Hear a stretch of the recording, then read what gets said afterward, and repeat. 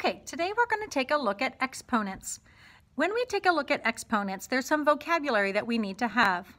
First of all, right here I have 3 to the 5th power. So the 3 is my base. That is my large number. The exponent is the small number that we write at the top of the right side of the number. So this would be said as 3 to the power of 5. Now sometimes our exponents will have variables. Notice that our base in this case is an x.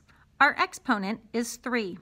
We could read this as x to the 3rd power, or we could even say x to the power of 3.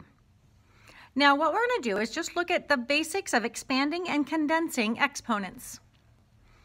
When we're expanding exponents, that means we're going to take x to the 5th power and write it out long so that we can see what we're actually doing.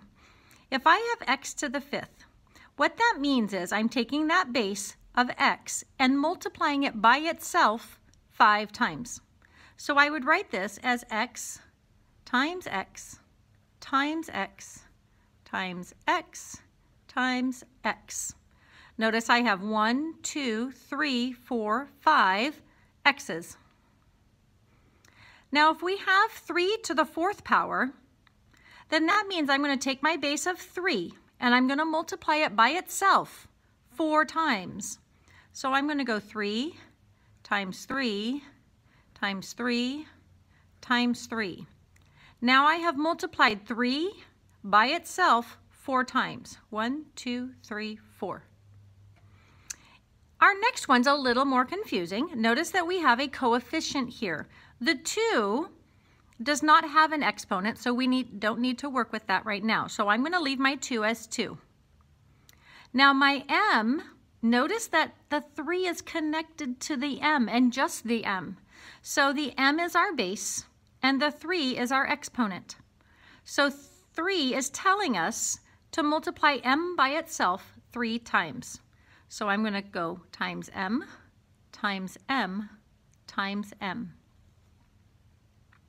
Now we can actually do this in reverse. When we have condensing, notice that I have 5 times 5 times 5. Notice how many 5s I have. I have 3 of them. So I keep 5 as my base, and my exponent is how many 5s there are. 1, 2, 3. So this is 5 to the 3rd.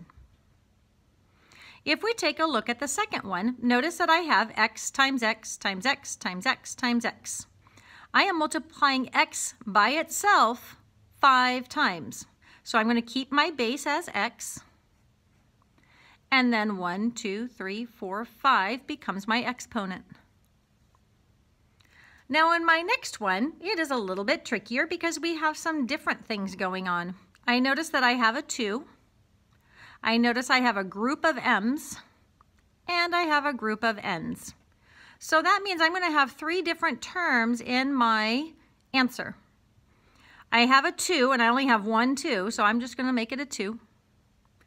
My next set of letters is an m. 1, 2, 3. I have 3 m's, so it becomes m to the 3rd. Then I have 2 n's. Now I can't put them with the m's because they're different. And since there are 2 of them, I will write it as n to the 2nd. Now I can just set them all next to each other because it is implied that these are multiplication. But I don't really need to put those there. So that's expanding and condensing exponents.